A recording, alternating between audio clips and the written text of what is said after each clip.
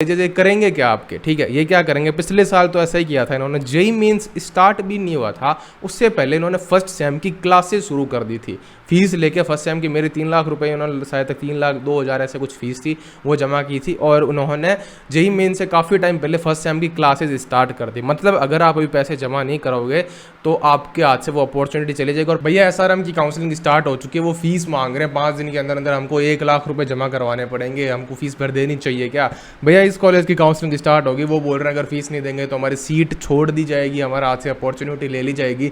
तो बहुत कन्फ्यूज़न हो रहा है। जेई मेंस भी पड़ा है, बिटसेट भी पड़ा है, अभी तक हम इन चीज़ों का वेट करें या फिर हम हमारे फीस दे के पैसे दे के हमारी सीट बुक करके रख लें। ये बहुत सारे स्टूडेंट्स का अभी डाउट है अभी दिमाग के अंदर। और मैक्सिमम वो स्टूडेंट है जो अभी एसआरएम, वीआईटी, एमईटी, कॉमेड के इन सारे जितने भी प्राइवेट कॉलेजेस के एग्जामिनेशन से जो प्रीपोन्ड हो गए थे वीआईटी और एसआरएम जैसे, तो उनके अंदर जो मतलब एस्पिरेंट्स हैं उनके दिमाग के अंदर ये काफ़ी सारे डाउट्स है। जैसे अभी एसआरएम का फेज़ 1 के साथ काउंसलिंग स्टार्ट होगी और वीआईटी की जल्दी हो जाएगी। अगर नहीं हुए किसी की तो वो धीरे धीरे आने वाले 1 महीने के अंदर ये सारी चीज़ें हो जाएगी। जेई मेन से पहले पहले ये सारी चीज़ें ख़त्म होना तय है, ठीक है। तो आपके दिमाग में बहुत सारे डाउट्स उस टाइम आएंगे और अभी जो इस चीज़ के अंदर हैं इस फेज़ में, तो उनके अंदर भी अभी डाउट बहुत आ रहे होंगे। मेरे को इंस्टाग्राम पे बहुत सारे ऐसे डीएम्स आते हैं कि भैया हम उसको पैसे दे दें या फिर कुछ वेट करें। तो बहुत ज़्यादा क्या कन्फ्यूजन चल रहा है दिमाग के अंदर स्टूडेंट्स के। तो ये ऑब्वियस सी चीज़ है यार, मेरे साथ भी ऐसा हुआ था पिछले साल। और मैंने इवन वीआईटी के अंदर और 1-2 दूसरी यूनिवर्सिटी के अंदर मणिपाल के अंदर 1-1 लाख रुपये जो फर्स्ट सेमेस्टर की फ़ीस थी, वीआईटी के अंदर 3 लाख रुपये वो भी जमा करवा दिए थे, जो कि 100% रिफंडेबल थे। पर एक डर रहता था कि यार ये सीट चली ना जाए आज से। जेई मेंस का एग्जाम की तैयारी तो कर रहे हैं पर यार ये बोल रहे हैं कि हम अगर आपने इतने ज़्यादा तक फीस जमा नहीं करी तो हमारा आपकी सीट छीन ली जाएगी या फिर आपका एप्लीकेशन रद्द कर दिया जाएगा। तो हमने सीट बुक कराने के लिए वो पैसे जमा करा दिए, वो रिफंडेबल थे। और एक टाइम आने के बाद में उसकी डेडलाइन होती है कि इतनी तारीख का आप अगर लेते हो तो 100% रिफंड मिलता है। तो मैंने 100% रिफंड ले लिया था, मेरा फैसला मैंने बदल लिया था। अब वो डिसीजन मैंने कैसे लिया प्राइवेट से एक स्टेट गवर्नमेंट की कॉलेज के अंदर एडमिशन लेने का, तो उसके ऊपर भी एक वीडियो जल्दी आपको दिखेगी और वो बहुत ज़्यादा इंपॉर्टेंट होगी आपके लिए। अगर वो आपको चाहिए तो कमेंट कर देना। एनीवेज इस वीडियो को प्रोसीड करते हैं और देखते हैं आपको अभी इन कॉलेजेस के अंदर सीट बुक करने के लिए फर्स्ट सेमेस्टर की फ़ीस या फिर जो भी काउंसलिंग फ़ीस ये मांग रहे हैं वो जमा करवा देनी चाहिए या फिर नहीं करवा देनी चाहिए। तो मैं ऐसे 2-3 ऑप्शन आपके सामने रखूंगा, तो उससे आपके दिमाग में जो 70-80% तक कन्फ्यूजन रिड्यूस हो जाएगा, ये मेरी गारंटी है। तो इस वीडियो को एंड तक जरूर देखना, आपको काफ़ी ज़्यादा इससे हेल्प मिलने वाली है। और अगर आप इस चैनल पर नहीं तो आपको बता दूं मैं वीआईटी, मणिपाल और ऐसे कुछ अच्छी प्राइवेट कॉलेज और एक कुछ ऐसी कॉलेज जिसके अंदर आपका लो परसेंटाइल के ऊपर, लो जेई के अंदर रैंक के ऊपर एडमिशन हो जाता है और अच्छी खासी कॉलेजेस है, अंडररेटेड कॉलेजेस है वो, उनके ऊपर प्रोज एंड कॉन्स की इनसाइट्स, उनके ऊपर अच्छी वीडियोस आपको चैनल के ऊपर मिलती रहती है। आप सब्सक्राइब करके बेल आइकन को प्रेस कर सकते हैं। आप चलिए प्रोसीड करते हैं।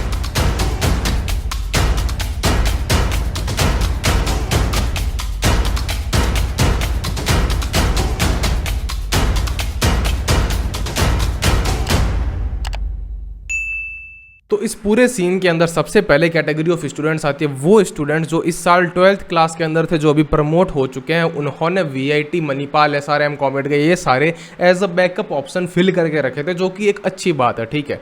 पर अब आपके 12वीं के एग्जाम कैंसिल हो चुके, आपको प्रमोट कर दिया जाएगा। अब आपके पास में फुल स्कोप है जेई की तैयारी करने का, एक अपॉर्चुनिटी मिल गई, एक बहुत बड़ा स्ट्रेस रिड्यूस हो गया। और इवन अगर आप इस साल जेई की तैयारी करके अगर अच्छा नहीं कर पाते तो आपके पास में एक ड्रॉप ईयर का ऑप्शन है।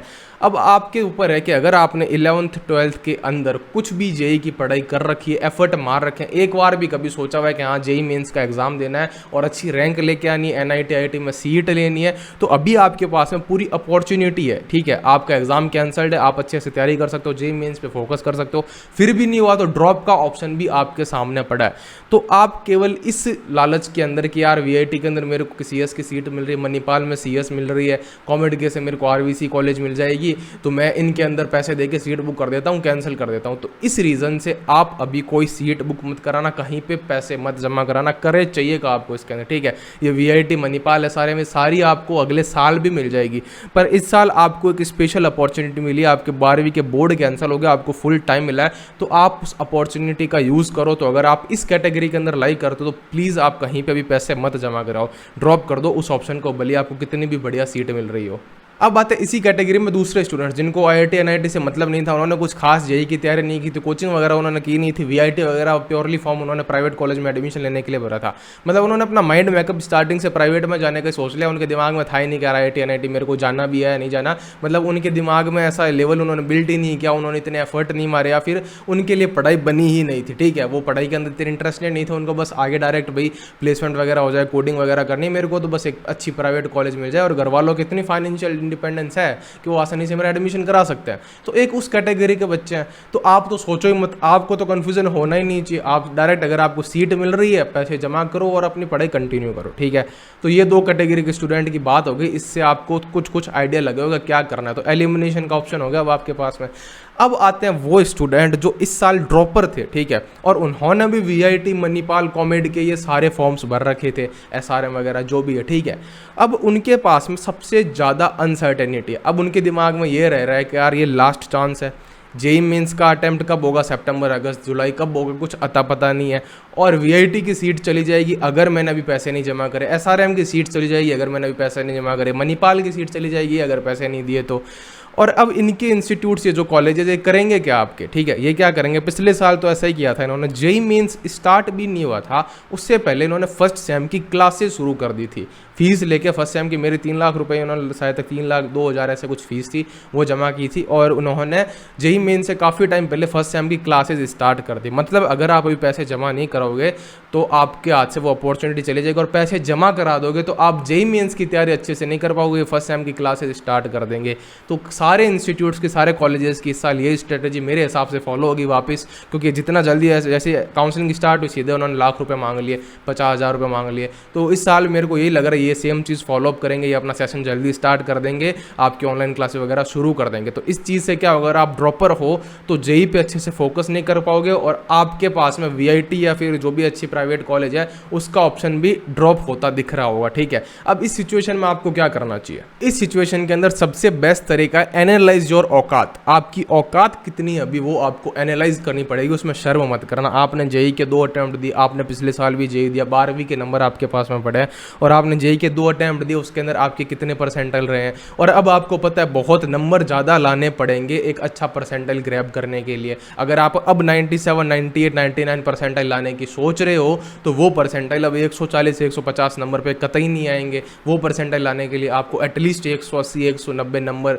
से ज़्यादा टच करना पड़ेगा। ये गारंटीड चीज़ है, ऐसा होने वाला है, ये चीज़ आपको पता होगी। तो अगर आपके पहले वाले जो 2 अटैम्प्ट्स हैं उसके अंदर अच्छा स्कोर नहीं रह रखा है, 95% से बिलो स्कोर है, और आपने लॉकडाउन के अंदर भी इतनी ज़्यादा तैयारी कर नहीं रखी है, तो मेरे हिसाब से आपको प्राइवेट वाले ऑप्शन की तरफ जाना चाहिए। अगर आपका प्राइवेट में लेने का ही मूड है कि हाँ एक टैग वाली कॉलेज होनी चाहिए, वीआईटी है, मणिपाल है, सारे में, कि मेरे को प्लेसमेंट्स वगैरह में जाना है, तो एक अच्छी कॉलेज जैसे आईआईटी एनआईटी तो मिल नहीं रही है, बिट्स की भी तैयारी हो रखी है पर इसकी भी गारंटी नहीं है, मेरी इतनी लग नहीं रहा मेरे को कैलिबर, तो मेरे को यार वीआईटी वगैरह लेनी पड़ेगी, नहीं तो ये ऑप्शन चला जाएगा हाथ से।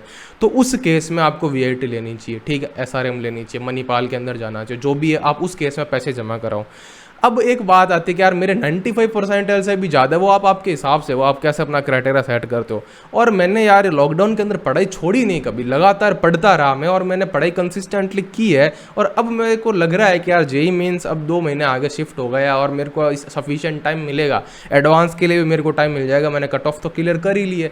तो आप थोड़ा करेज लेके एक बोल्ड डिसीजन ले सकते हो कि छोड़ो यार इन प्राइवेट कॉलेज को, साइड में कर दो, सारे प्राइवेट फॉर्म्स के जो मेल्स हैं उनको ब्लॉक करके रख दो कि कोई मतलब नहीं है मेरे को इन सारी प्राइवेट कॉलेजेस से, अब मेरे को तो बस जेई मेंस का लास्ट अटैम्प्ट जो भी वही 2 अटैम्प्ट्स रहे वो, एक जेई एडवांस और बिट सेट, इन 3 एग्जाम पे फोकस करना, और फुल ऑन तैयारी उन्हीं की करनी है, लगातार 2-3 महीने जितना भी टाइम है उन्हीं की तैयारी करूंगा। हो सकता है आपका परसेंटाइल और इंप्रूव हो जाए, आपको कोई अच्छी स्टेट गवर्नमेंट की कॉलेज मिल जाए, कोई अच्छी दूसरी कॉलेज जो जेई मेंस के ऊपर बेस के, जेई मेंस के बेस पे आपको एडमिशन देती है, जैसे LNMIT जयपुर है, उसके अंदर आपका एडमिशन हो जाए, तो आपके पास में उस टाइम भी अच्छी अपॉर्चुनिटीज़ रहेगी। ऐसा नहीं है कि ये गिनी चुनी 4-5 जो कॉलेज है, वीआईटी है, सारे मणिपाल, कॉमेड के जो मिलती है यही कॉलेजेस हैं, और भी बहुत अच्छी अच्छी कॉलेजेस है जो जेई मेंस के बेसिस के ऊपर आपको एडमिशन देती है। तो आपके जेई मेंस के बाद में आप उन कॉलेज के अंदर एडमिशन ले सकते हो। पर अगर आपने इस सिचुएशन में होगा, आपके अच्छे कट ऑफ क्लियर हो रखी है, अच्छा स्कोर आ रखा है, आपने पढ़ाई भी कर रखी है, अब अगर आपने गलती कर दी ना, वीआईटी के अंदर पैसे जमा करा दिए, तो आपका माइंडसेट कंप्लीटली चेंज हो जाएगा, कंफर्ट जोन में आ जाओगे आपके यार अब तो यार अब वीआईटी में हो गया है तो फर्स्ट सेम की क्लासेस स्टार्ट हो जाएगी, महीने भर में क्लासेस शुरू, फिर जेई मेन साइड में, एडवांस साइड में सारी मेहनत खत्म। तो उस केस में आप ऐसी कोई गलती मत करना। मेरे हिसाब से इतनी कैटेगरी के स्टूडेंट थे जिनके बारे में वो जो पॉसिबल फिजिबल सॉल्यूशन हो सकता है मैंने दे दिया आपको। फिर भी आप एक अलग टाइप की सिचुएशन के अंदर हो तो कमेंट कर देना, कमेंट करना अगर सही नहीं लगता आपको तो मेरे को इंस्टाग्राम पे या फिर टेलीग्राम पे कहीं पे भी मैसेज कर देना, मैं एज सुन एज पॉसिबल आपकी क्वेरी को रेस्पॉन्ड करने की कोशिश करूंगा, क्योंकि मैं भी इस फेज से गुजरा हुआ हूँ। मैंने भी वीआईटी के अंदर 3 लाख रुपए दे दिए थे फर्स्ट सेम के लिए, बाद में मैंने उसको रिटर्न कर लिया था, रिफंड हो गया था वो, मतलब एक पर्टिकुलर डेडलाइन दे रखी तो उससे पहले मैंने मेरा डिसीजन अच्छे से लेके रिफंड कर लिया था और एक स्टेट गवर्नमेंट की कॉलेज में एडमिशन ले लिया। क्यों लिया उसके ऊपर आपको बाद में पता चल जाएगा।